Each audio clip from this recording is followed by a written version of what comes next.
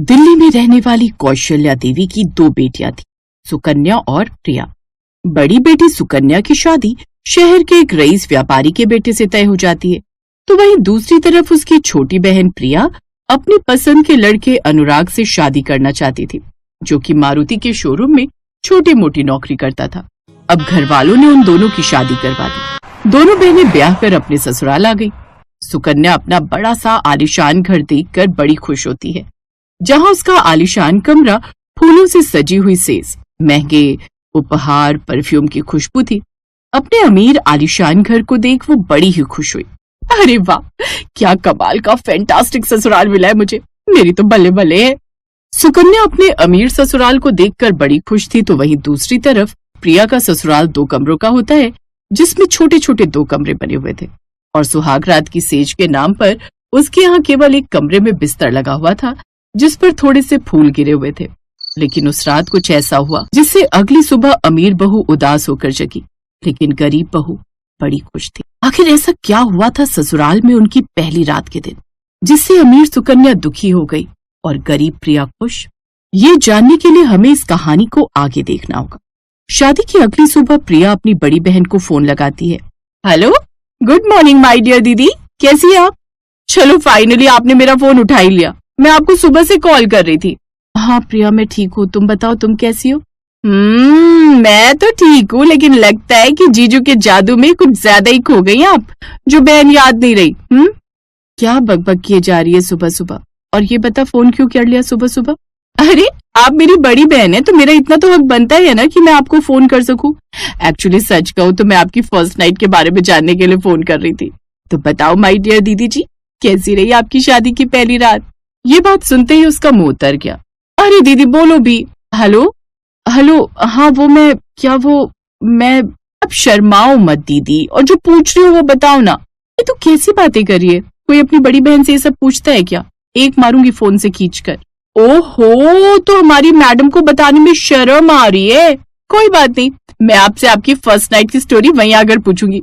बोलो कब आऊं आपसे मिलने? जब तेरा मन करे तब तू आ जा। अच्छा ठीक है, अभी तो हमारी नई नई शादी हुई है, एकदम से तो नहीं आ सकती, लेकिन जल्द ही मैं आपसे मिलने आऊंगी। अच्छा ठीक है। सुकन्या ने ऐसे बोलकर बात को खत्म कर दिया और फोन रख दिया। ऐसे कुछ दिन बीत गए और फिर 2 दिन बाद, माँ जी सुनिए, मैं अपनी दीदी के घर जा रही हूँ, शाम तक लौट आऊंगी। अच्छा ठीक है बहू, लेकिन सुना आराम से और ध्यान से जाना, ये लिए कुछ पैसे रख, तेरे काम आएंगे, इससे तू आराम से रिक्शा में चली जाना। नहीं माँ जी, रहने दीजिए, मैं बस से ही चली जाऊंगी। आप तो जानती हैं बस में औरतों का टिकट नहीं लगता, मुफ्त में हो जाएगा काम, बेकार के पैसे खर्च करके क्या ही फायदा। ऐसा बोलकर प्रिया बस में बैठकर अपनी बहन के घर चली। इधर सुकन्या अपनी बहन के आने की तैयारियों में लगी हुई थी। क्या बात है, ये इतनी तैयारियां किस खुशी में हो रही हैं?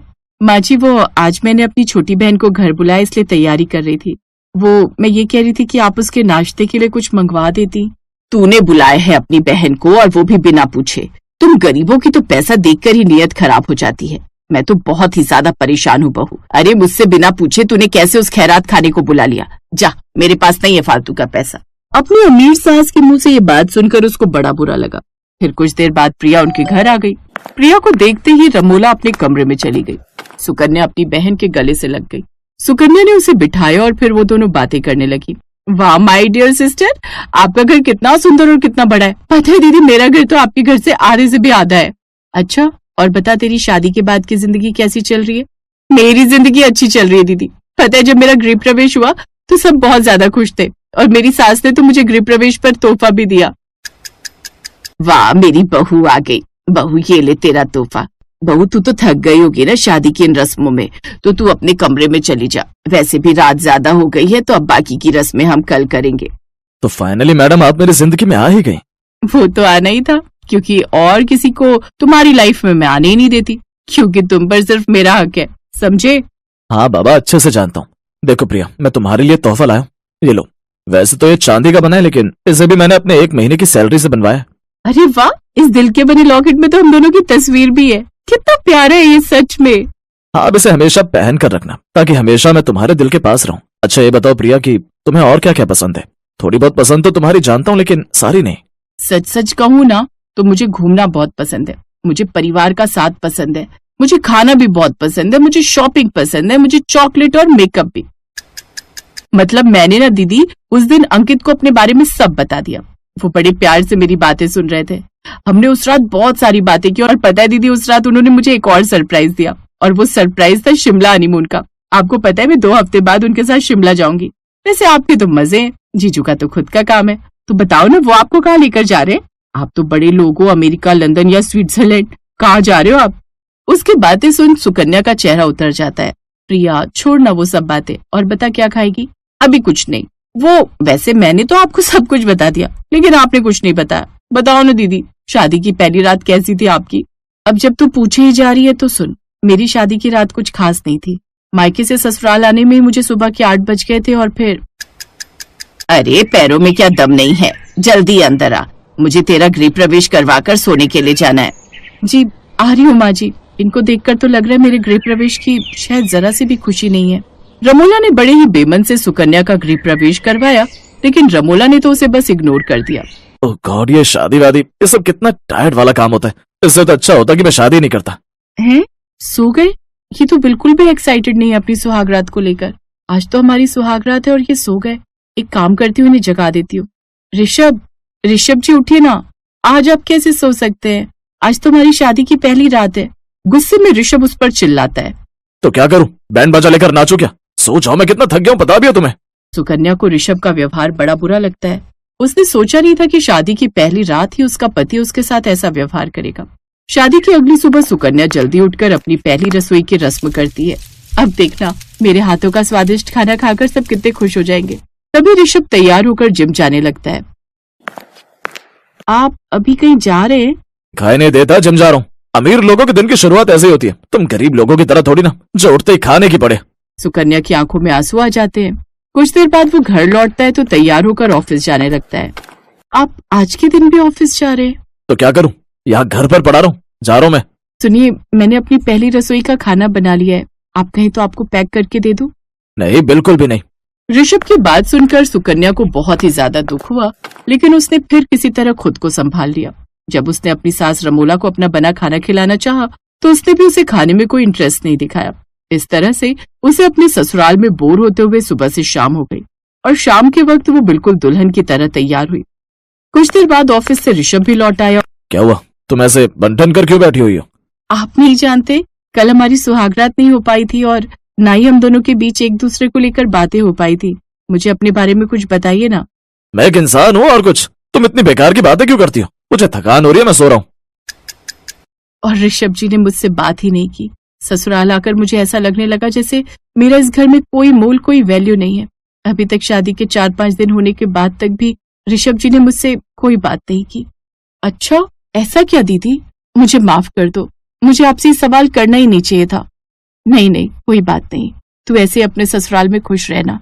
भले ही वो लोग गरीब हैं लेकिन दिल के अच्छे हैं, कम से कम तू खुश तो है। वहाँ सच ही कहा है किसी ने, जरूरी नहीं कि बड़े महलों में रहने वाली रानियां हमेशा खुशी हो। खुशी तो गरीब की कुटिया में भी मिल जाती है। ऐसे बोलकर सुकन्या अपनी बहन से लिपट कर रोने लगी। पीछे से ये सारी बातें रमोला ने भी सुन ली थी। अपने बेटे का ऐसा बर्ताव सुनने के बाद रमोला को सुकन्या के लिए बड़ा दुख हुआ। रमोला सोच चुकी थी कि अब उसे क्या करना है।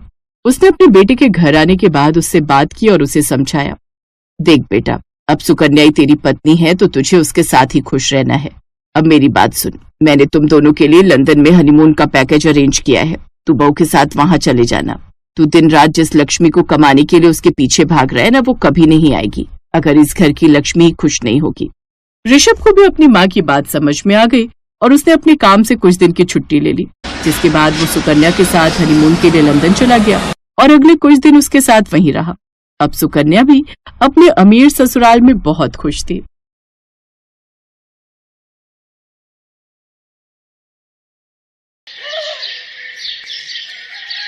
ये कहानी है गांव के एक पुराने से मकान की। उस मकान में 2 परिवार रहते थे। ऊपर वाली मंजिल पर अमीर जेठानी रमा और नीचे की मंजिल पर उसकी गरीब देवरानी सुनीता। रमा का परिवार बेहद अमीर था और शहर से आए हुए हर ऐशो आराम में डूबा रहता था। वहीं सुनीता का परिवार सादगी में जीता था, पर उनके पास दिल की दौलत बहुत थी। रमा, ये देखो मैं तुम्हारे लिए क्या लाया हूँ। अरे वाह, आप मेरे लिए गिफ्ट लेकर आए हो। अरे एक बार खोल कर तो देखो। रमा ने गिफ्ट खोलकर देखा तो उसमें एक बहुत महंगी साड़ी थी। उसमें हीरे जड़े हुए थे। अरे वाह, इसमें तो हीरे जड़े हुए हैं। ये साड़ी आप कहाँ से लेकर आए हैं? ये मैंने अपने एक दोस्त से लंदन से मंगवाई है। दोनों पैसों में चूर थे। वो किसी को कुछ नहीं समझते थे खुद के सिवा। वहीं उसी मकान के नीचे विनोद भी अपनी पत्नी के लिए साड़ी लेकर आया। उसने पहले तो घर के बाहर अपनी साइकिल खड़ी की, फिर अंदर चला गया।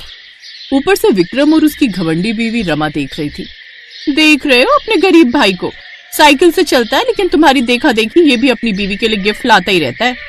अरे इसकी बीवी एक नंबर की लुटेरन है, विनोद को लूटती रहती है। खैर, विनोद ने अपनी बीवी सुनीता को साड़ी दी। विनोद, मैंने आपसे कितनी बार कहा है कि आप फिजूल खर्च मत किया करो।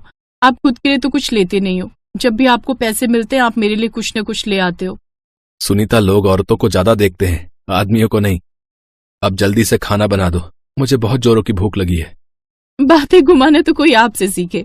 ठीक है, आप हाथ पैर धो लीजिए, मैंने सारा खाना पहले ही बना लिया है। तो इस तरह से उन लोगों की जिंदगी बीत रही थी।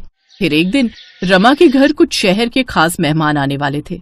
उसके पति ने बड़े बड़े शहर के लोगों को अपने घर बुलाया था। रमा का घर महंगे फर्नीचर और सजावट से भरा पड़ा था। रमा, किसी चीज की भी कमी नहीं होनी चाहिए। सारे नौकरों को बोल दो कि अगर गलती से भी किसी भी चीज की कमी रह गई तो उनकी 2 महीने की पगार काट लूंगा। वो तो मैंने सारे नौकरों को पहले ही बोल दिया है। वैसे नौकरों ने काम बढ़िया किया है। हमारे मेहमान तो हमारा घर देखकर ही जल भुन जाएंगे, देख लेना। मैंने खर्चा भी तो खूब किया है, अपने नीचे वाले भिखमंगों के जैसे नहीं है हम लोग। वहीं नीचे सुनीता के घर में उसके गरीब रिश्तेदार पहुंच चुके थे। बच्चों की चहल पहल और छोटे छोटे उपहारों के साथ वे बेहद खुश दिखाई दे रहे थे। अरे बच्चों देखो, तुम्हारे मामा तुम्हारे लिए क्या लाए हैं। अरे आइए आइए मामा जी, हम सब तब से ही आपकी राह देख रहे थे, बड़ी देर कर दी आने में। अरे क्या बताऊं बेटा, हम गरीब लोग हैं, हम चाहकर भी कहीं टाइम पर नहीं पहुंच पाते। बेटा, मैंने कल रात ही ट्रेन पकड़ ली थी, पर रास्ते में एक हादसा हो गया और इसलिए ट्रेन रास्ते में ही 8 घंटे खड़ी रही, वरना मैं आज सुबह ही पहुंच गया होता। मामा, देर हो गई तो कोई बात नहीं, कम से कम आप सही सलामत तो हैं। सुनीता, बातें तो होती रहेंगी, जल्दी से मामा जी और बच्चों के लिए खाना लगाओ। मामा जी कल रात से ट्रेन में बैठे, उन्हें भूख लगी होगी। मामा जी आप फ्रेश हो जाइए, तब तक मैं खाना लगाती हूँ। सुनीता खाना लगाने लगी। वहीं उसी वक्त रमा के अमीर मेहमान अपनी बड़ी गाड़ी से उतरे और ऊपर वाले रमा के मकान में चले गए। वो जब ऊपर मंजिल पर पहुंचे तो उन्होंने ऊपर बालकनी से सुनीता के घर की तरफ देखा। वहां पर विनोद, सुनीता और उसके बच्चे हंसी खुशी मना रहे थे। तभी रमा के मेहमानों ने कहा, अरे ये कौन लोग हैं भाई जो यहाँ गरीबों की तरह रह रहे हैं? इनके कपड़े और घर की हालत देखिए। रमा, तुम्हें इन लोगों के साथ यहाँ रहना पड़ता है। हाँ सही कहा, इन लोगों की वजह से तुम्हारे घर की शोभा बिगड़ रही है। इन भिखारियों के आसपास भी नहीं भटकना चाहिए, वरना उनकी जैसी मानसिकता तुम लोगों की हो जाएगी। वो लोग भी जोर जोर से बातें कर रहे थे, इसलिए सुनीता के रिश्तेदारों ने उनकी ये बातें सुन ली। खैर, ये सब सुनकर रमा ने भी अपने मेहमानों का साथ दिया और कहा, हाँ क्या करें, हमारे यहाँ ये लोग मजबूरी हैं, हमारे साथ रहते हैं लेकिन हमसे बहुत दूर है। ये सब बातें सुनीता और उसका पति विनोद भी सुन लेता है। ये सब सुनकर सुनीता का दिल टूट जाता है, लेकिन वो चुपचाप सहन करती है।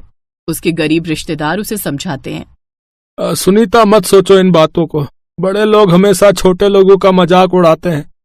हमें हमारी मेहनत पर भरोसा रखना चाहिए, एक दिन भगवान जरूर न्याय करेंगे। आप ठीक कहते हो, हम गरीब हैं लेकिन हमारे पास आत्मसम्मान है, हमें इस पर गर्व है। ये हुई ना बात, मैंने बहुत से अमीर देखे हैं पर इन लोगों जैसा कभी नहीं देखा। लगता है ये सब के सब या तो अपनी बाप की कमाई खा रहे हैं या फिर अभी नए नए अमीर बने हैं। शायद आप सही कह रहे हो मामा जी, हम इनकी बातें एक कान से सुनते हैं और दूसरे कान से निकाल देते हैं। खैर, इस तरह सुनीता और उसका परिवार गरीबी में भी संघर्ष करना नहीं छोड़ता। हर सुबह सुनीता और उसका पति मेहनत करते हैं। दिन रात काम करके वे अपने बच्चों का पेट पालते हैं और घर का खर्चा चलाते हैं। वहीं दूसरी ओर रमा का परिवार ऐशो आराम में समय बिताता रहता है और दूसरों का मजाक उड़ाने में लगा रहता है। विनोद, सुनीता, मैं तुम लोगों के यहाँ एक दिन का मेहमान बनकर आया था, पर मुझे यहाँ रुके हुए तो कई महीने बीत गए। आजकल ऐसे भांजे मिलते ही कहाँ हैं। अगर मेरे ऊपर इतनी बड़ी समस्या ना आती तो मैं यहाँ इतने दिन रुककर तुम लोगों पर कभी बोझ ना बनता। ये आप कैसी बहकी बहकी बातें कर रहे हैं मामा? मामा, इस घर में कोई बुजुर्ग नहीं था, कम से कम आपके यहाँ रहने से बुजुर्गों का साया तो हमारे सर पर है। वहीं दूसरी तरफ अमीर रमा और विक्रम के घर पर उसके अमीर मेहमान उस दिन से उनके घर में ही रुके हुए थे। उन्होंने धोखे से विक्रम की कंपनी को बर्बाद कर डाला और उन्हीं से पैसे लेकर अपनी नई कंपनी खोल ली। रमा के पति को बिजनेस में भारी नुकसान हो गया, उनकी सारी संपत्ति जब्त कर ली गई। ये जो लोग नए नए अमीर बनते हैं ना, इन्हें बिल्कुल अकल नहीं होती। अपनी अमीरी का दिखावा करने के चक्कर में अपना सारा कीमती सामान, कितना बैंक बैलेंस है, सब कुछ बता दिया। अब ये लोग भुगतेंगे और हम चलाएंगे अपनी कंपनी। बिल्कुल सही कहा। अब चुपचाप यहां से निकल लेते हैं। बेचारे ऊपर वाले नीचे रहने वाले हर गरीब का मजाक उड़ाया करते थे। अब दुनिया इनकी गरीबी का मजाक उठाएगी। चलो। वो दोनों रिश्तेदार चुपचाप विक्रम को बर्बाद करके वहां से चले गए। वहीं अब रमा का परिवार कर्ज में डूब चुका था। उन्होंने अपने सारे ऐशो आराम के सामान भी बेच दिए, लेकिन फिर भी उनका कर्ज चुकता नहीं हो पाया। मजबूर होकर रमा और उसका परिवार नीचे वाली मंजिल पर रहने चले आए। छोटे भाई विनोद, हमने तुम लोगों की गरीबी का बहुत मजाक उड़ाया। मामा जी आपको भी खूब भला बुरा कहा। हो सके तो हमें माफ कर देना। आज हम जब खुद गरीब हो गए तब हमें एक गरीब के दर्द का एहसास हुआ। सुनीता, हमारा घर तक बिक गया। अब हमारे पास कुछ भी नहीं बचा। मेरे अंदर पैसों का घमंड आ गया था और शायद हमें उसी की सजा मिली है। अगर आप लोग हमारे गरीब खाने में रह सके तो आइए। हमारा घर भले ही छोटा है पर हमारा दिल बहुत बड़ा है। हाँ भैया, जो हुआ उसे जाने दीजिए। अब हम सब इसी घर में एक साथ रहेंगे। तो इस तरफ चारों लोग एक साथ नीचे वाले गरीब के घर में रहने लगे। दूसरी ओर सुनीता का परिवार अब अपनी मेहनत से धीरे धीरे सफलता की ओर बढ़ रहा था। उनका छोटा सा काम अब एक बड़ी दुकान में बदल गया था। सुनीता और उसके पति की मेहनत रंग लाई थी। अब उनके पास खुद का अच्छा खासा घर था और वे गांव में इज्जत से जी रहे थे। मामा जी, अगर आपने हमारी पैसों से मदद ना की होती तो आज हम इस मुकाम पर ना होते। बेटा, ये सब तुम्हारी और सुनीता की लगन और मेहनत का नतीजा है। इधर अब रमा समझ चुकी थी कि उसने कितनी बड़ी गलती की थी। उसे एहसास हुआ कि उसने अपनी देवरानी के साथ कितना बुरा व्यवहार किया था। एक दिन वो अपनी गलती का पश्चाताप करने के लिए सुनीता के पास गई और हाथ जोड़कर माफी मांगते हुए बोली, सुनीता, मुझे माफ कर दो। मैंने तुम्हें और तुम्हारे मेहमानों का बहुत अपमान किया। उस समय मुझे अपनी दौलत पर बहुत घमंड था, पर अब समझ में आया कि असली दौलत आत्मसम्मान और मेहनत होती है। रमा दीदी, आपको माफी मांगने की कोई जरूरत नहीं है। हालात कभी भी बदल सकते हैं। मेहनत और इज्जत से जीना ही असली दौलत है। हम सभी एक ही परिवार हैं। रमा का परिवार अब गरीब हो चुका था और वही लोग जिनका वे कभी मजाक उड़ाते थे अब उनकी मदद के लिए आगे आए। गांव वालों ने भी रमा का मजाक उड़ाया, लेकिन सुनीता और उसके पति ने रमा के परिवार को सहारा दिया। रमा के अमीर मेहमानों ने उन्हें ही चूना लगा दिया। वहीं गरीब सुनीता के मेहमान ने उनकी मदद की और साथ दिया। इस कहानी से हमें ये सीख मिलती है कि इंसान को अपनी मेहनत और ईमानदारी पर भरोसा रखना चाहिए। असली दौलत पैसा नहीं, बल्कि वो इज्जत और आत्मसम्मान है जो हमारी मेहनत से हमें मिलता है।